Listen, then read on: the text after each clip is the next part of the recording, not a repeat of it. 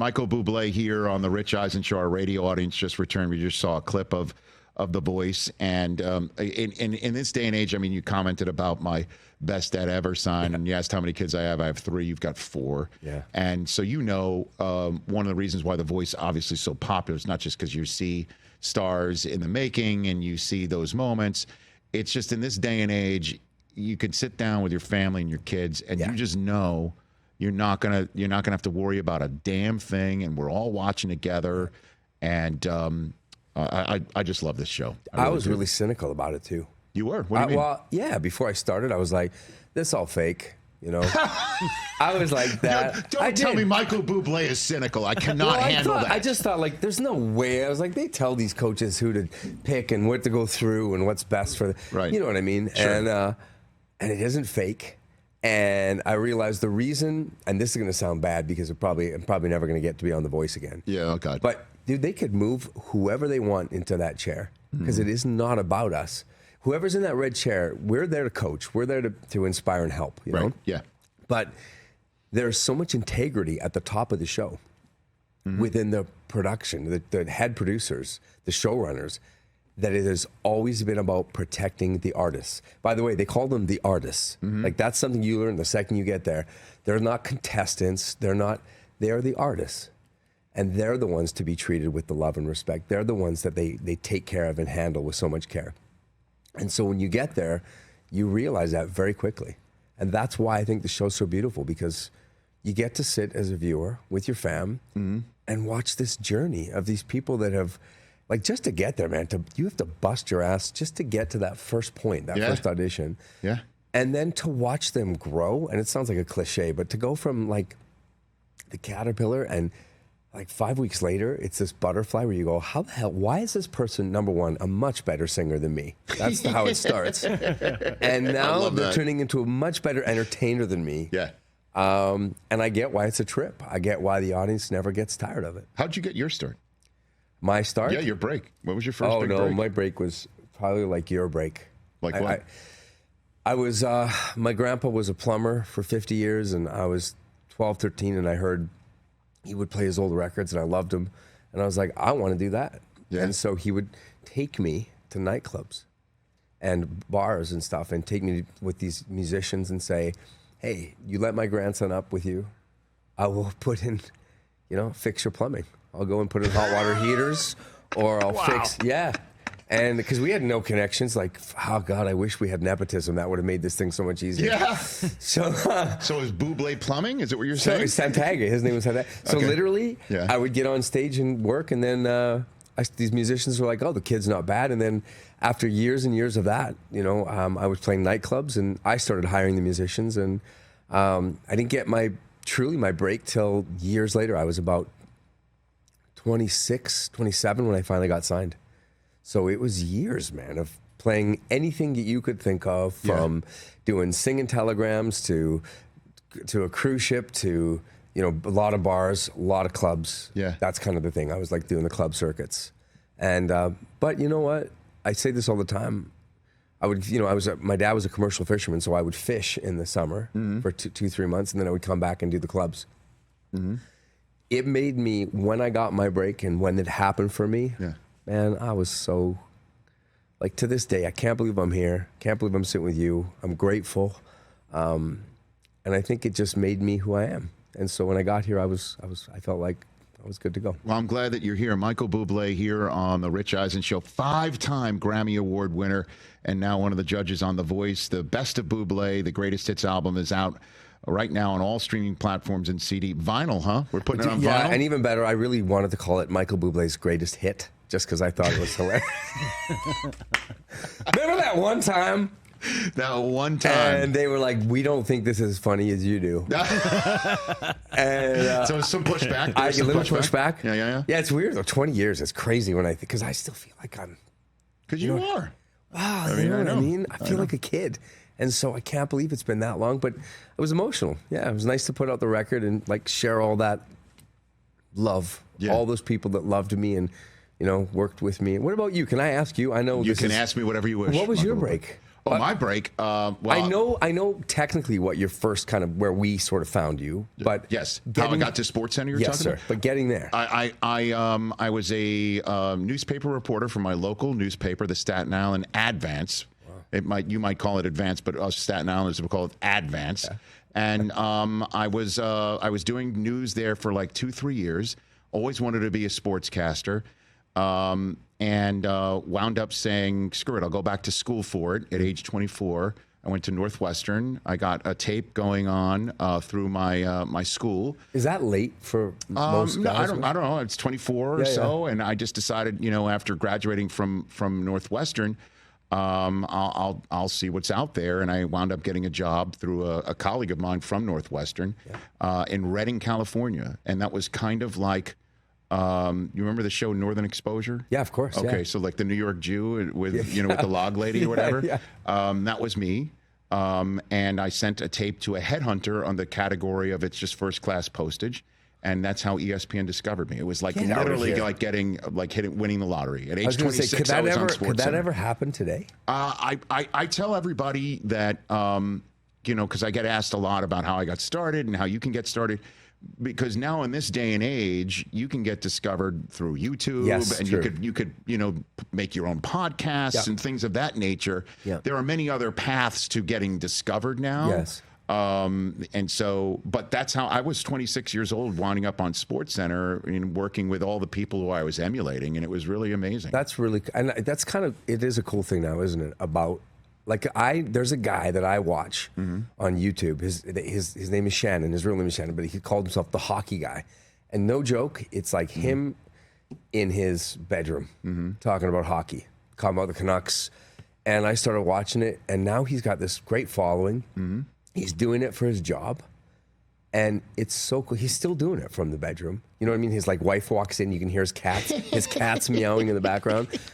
But I love that. I'm like, how cool is this? And you know what? There's something about him that it isn't super professional. It's not like he's real slick. He's just a really sweet guy who he's humble. He's humble about his knowledge. He's humble about that he's a fan. He's always first and foremost, I'm a fan of the game. I'm not telling you I know more than you.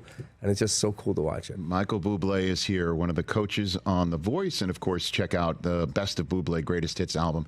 And this conversation has been years in the making, because years ago, we were in a fantasy league together. Yeah. The Jerry Cantrell Fantasy Celebrity League. The Alice in Chains. The Alice in Chains League. Yes, you're still in it. I'm in it. I went to the final last year. I lost in the final. We got disinvited. I don't know how. Why? How could they disinvite you? Well, here's the thing.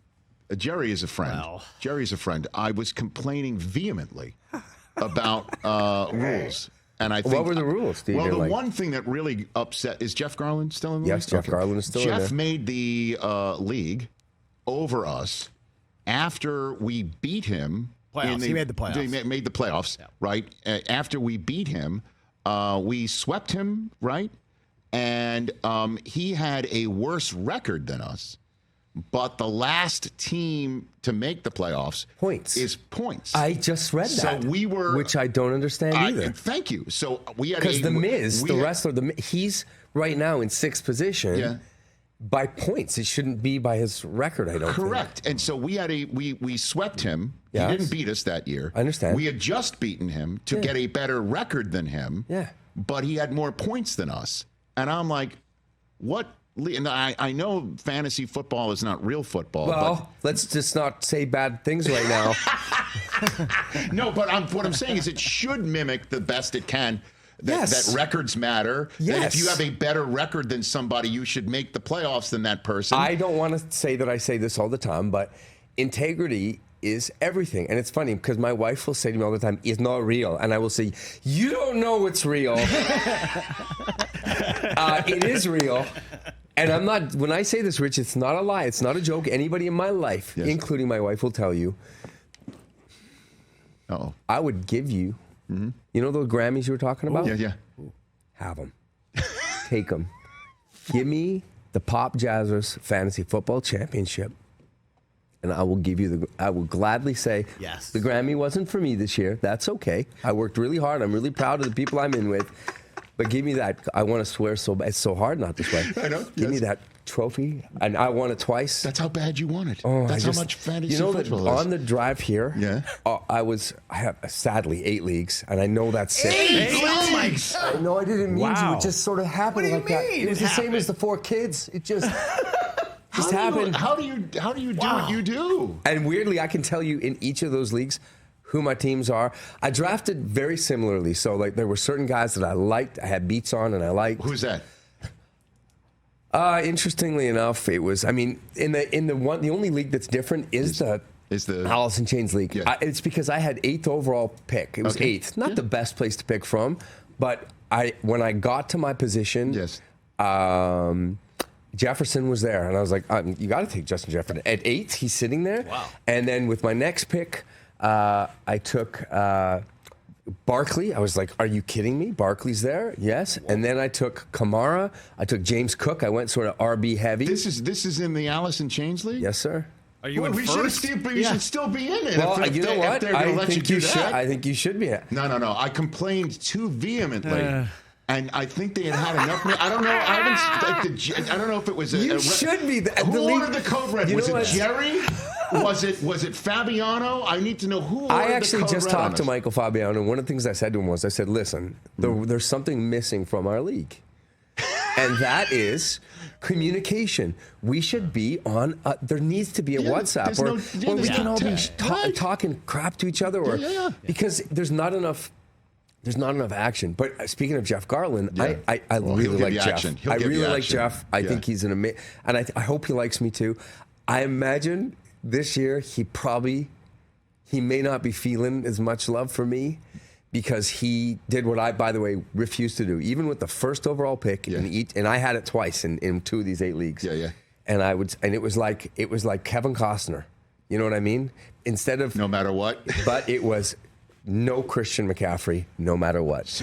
No Christian McCaffrey. Why didn't you smelled it coming? Dude, you smelled it, and I was like, and I watched it happening, and I was like, I'm not doing. Even if at the end of the year he was the number, he was just the beast that he is.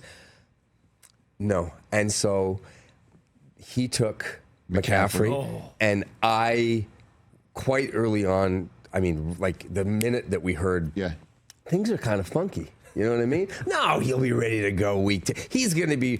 I got Jordan Mason, and then the trade proposals started coming in. From him? Yeah. And I was like, well, no.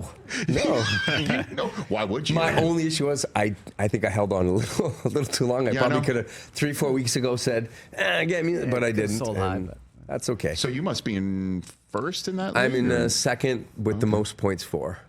I think I had like a weird week last week where So who's your team? Who's your real team in real life? The Seahawks. I love the Seahawks, and I like. You know what? I'm really good friends with Eric Stonestreet. Oh, he's one of our favorite people. He's one of my best buddies. And when I was in Kansas, he was like, "You need to come down to the camp," and I was like, "To training, to the facility," and I was like, "Yeah."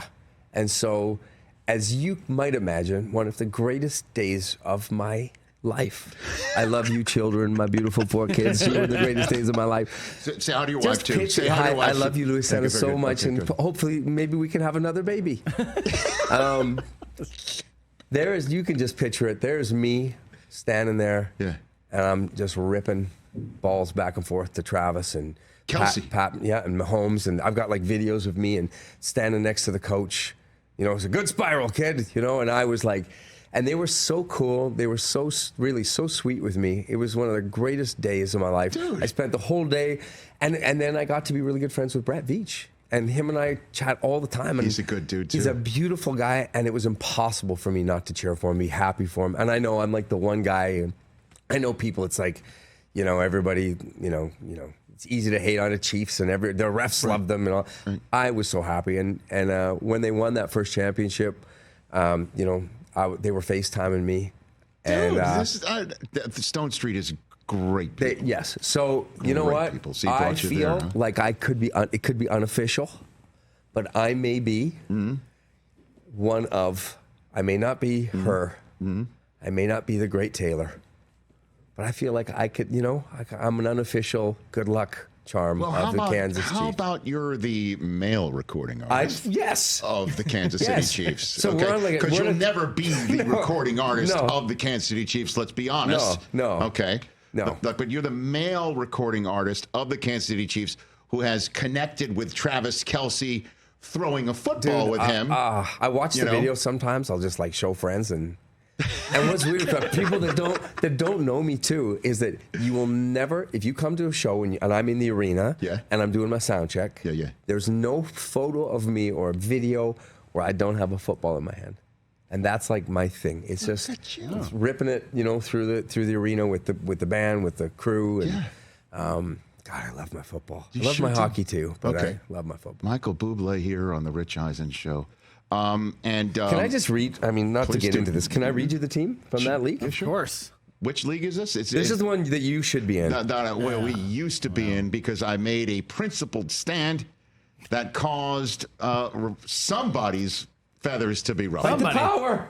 And the thing is, we didn't get an official, hey, you guys aren't in. Oh, yeah. It was just the season started next year, and we're like, hey, we're not in that league anymore. What happened? Got that invite. We didn't get the draft invite. So it's the quarterbacks are Mayfield and Murray.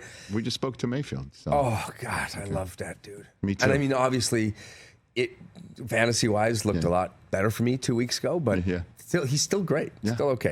Hey, where's the NFL touchdowns? Jordan Reed, Justin Jefferson, Barkley, Kamara.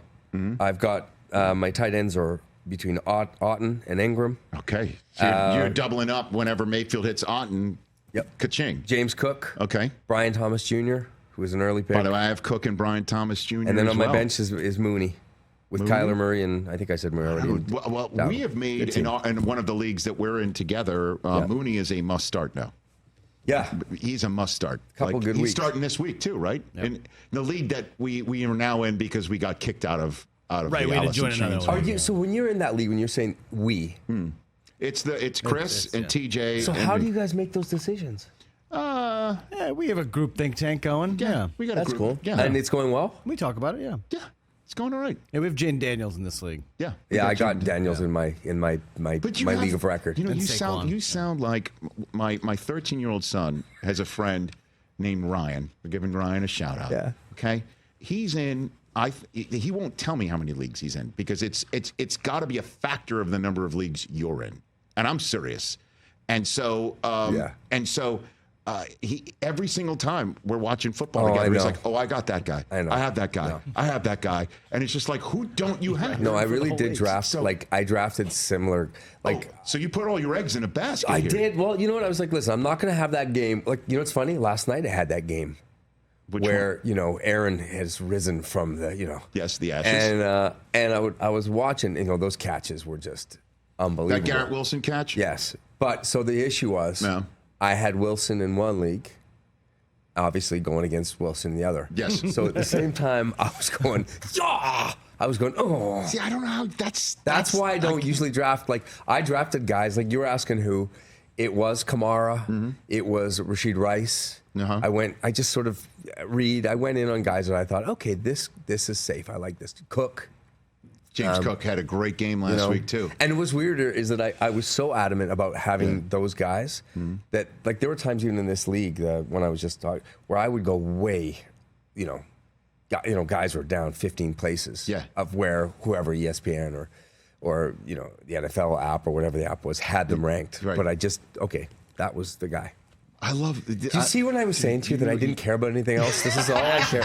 You said you'd give up a Grammy to win. Turn off the cameras. I could just hang here all day and do this, and I would just be. I've even considered having my own. People have said, what do you want to do in your life? Is music just your passion? And I go yeah, it's good. But if I could, I would just have a podcast where I would just talk all day about this. Dude, let's talk. But let's see. Can I keep you for the rest of the show? Yeah, it's up to noon. Can we could? Okay, very good. We always talk frequently, Michael Bublé, about if we could only do the show the show between commercials. In commercials. Yeah. Okay. Thankfully, we aren't at this point in time, but that was at any rate. Look who's still here. So you are Seahawk /Chief. I know Carson Daly's a Raider fan. Huge. Right? And Snoop is Mr. Pittsburgh Steelers. Yeah. So you guys like talking about this stuff when you're not football, recording? Honestly, all between us all day. Yeah. Carson's a great dude, too. I've known him for a long time. I was on his old Carson Daly, 1 a.m. show on NBC back in the day. Talk about like one of those most hardworking dudes.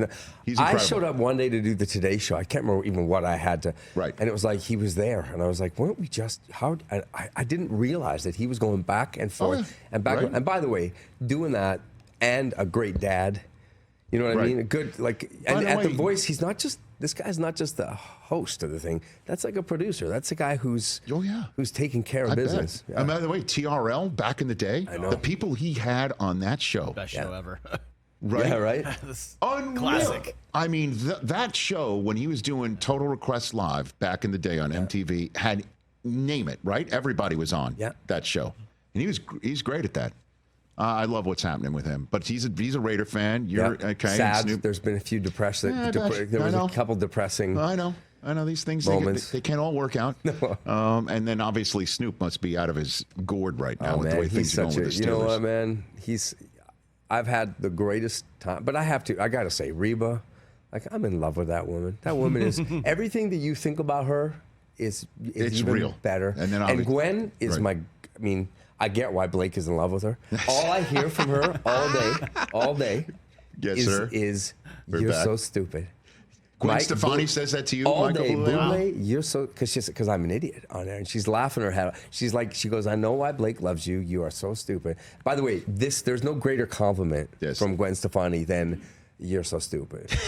And then who knew that I would meet my brother from another, like Snoop and I don't think either of us knew that we would, we just laugh our heads off. We became really good friends. The Snoop Dogg Michael Bublé combination. Funny, you never thought he's a funny dude. No, I mean, we've had him here. He's one of our favorite guests. Very deep too, emotionally and everything. It's cool to see. So I got to ask you this question because I don't know. Some people might know this about me. You definitely don't. I can do an outstanding Sinatra karaoke. Like I can destroy a room. Chris never likes to give me any props. I've seen it. You've seen it? Please and tell Michael. What is the song? What's the go-to? That's Life. Oh, of course. That's Life. You've done My Way too. I've seen you do My Way. And the way I do My Way, let me tell you how I do my way, Michael Bublé. This is how I do it. There's that big finish, as you know, and then the musical interlude, and then the soft finish, right? Yeah. So when it builds and I crush that moment, I take the microphone and I slam it down to the ground and I leave the stage. One night we're at in Nashville. What's that? We were at Santa's Pub in Nashville. I left the building. Yeah. Wow. Then came running back in, picked the microphone up, and finish. Wow. Sometimes from a knee. I'm telling you, I've got a flourish to me. Can I tell you, Paul Anka just is making so much money right now. Based just off from of us that? talking about it. Just from them talking about it? Because he wrote the song. That's so what is it like, though, to have a full orchestra behind you when you're doing that? Me? You know, I mean, have you not sung with the full orchestra? I have not. It would truly be one of the greatest. Eisen, yes, this sir. This is a Please be careful with what you're about to say. Invitation. No. To come and join me and to use and abuse me and my band like we are just your personal karaoke. Michael Bublé. They will play My Way for you, and you will feel the power of that. There's nothing like it, dude, honestly. And you know what else is true? I should say this about this band. Mm-hmm. They're the greatest jazz musicians on the planet Earth, and they deserve the reward of being talked about that way.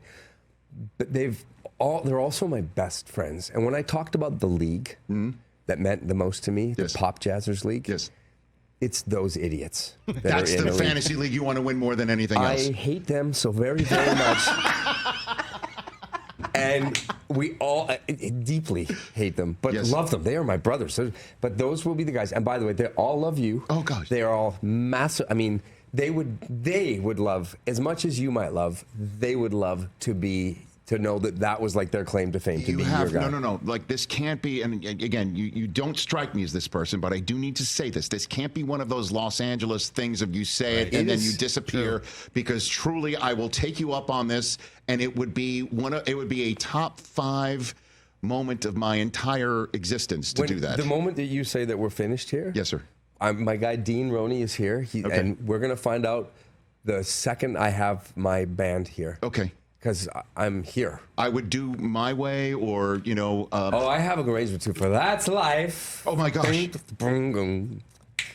Oh, you have no. Please, TJ, will you back my play here? Like, this would make my entire. Oh, man. Done. Let's Michael, go. I can show you video of him. Yes. I had from a karaoke bar belting out in Alabama. We were in Alabama somewhere. No. Here's the thing. We those videos, as you know, they don't sound that great. Trust me, I've got timber. I like it. I've got timber. I've got moxie. I like it. I do it all. I do New York, love that New York. song, too. I just do all Sinatra. I did a version of That's Life where I wanted to build like a gospel version of it. Oh my God, because there is some gospel to it. Of course. There's something in it. So I did a version of it that, oh man, we're gonna have so much fun. We're gonna have so much fun. Wow. I mean, this is not what I was angling for. I was not angling. He's Canadian, so he means it. Yeah. Canadians fake sincerity better than anybody else. Wait a minute. That's a great cover. No, I swear to you, I wasn't angling. My question was to literally ask you, what is it like to have? Because I did sing at my wedding. I've got the world on a string with about 6, 7 people behind me. Yeah. But not like there's the nothing full like deal. I've just had I don't want to take, but I just had this massive conversation about my next tour and even how I want to do it, because what you're talking about is even better than you think it is. Mm-hmm. Because especially when you have a group of guys who have spent, it's like you guys, you do this many shows together. Mm-hmm. Listen, there is something that happens with the experience and the cohesion of this team. You guys can probably you guys could probably, the next word. What you're thinking, each of you. And agreed. That happens musically with a big band. And there's few in the world in existence that get the opportunity to play that much together. So when they're that tight and it's that good, it is like, it cooks. It feels amazing. I would respond to that, but I blacked out 3 minutes ago. I mean, seriously, I don't even know how to respond to this right now. I'm not, I'm screw it. I think That's Life's the song too, because New York is nice, but it's more of a ballady. Like, I know it has the big brass molds, but That's Life, man. That's Life is when you ripping. Right. Yeah. I've been a puppet, a pirate, a poet, a pawn, and a king. I've been up and down and over and out, but I do know one thing: that if this happens, when it happens, if this was at least an episode of The Voice where the artists were trying to get on the program through a Sinatra song. Yeah.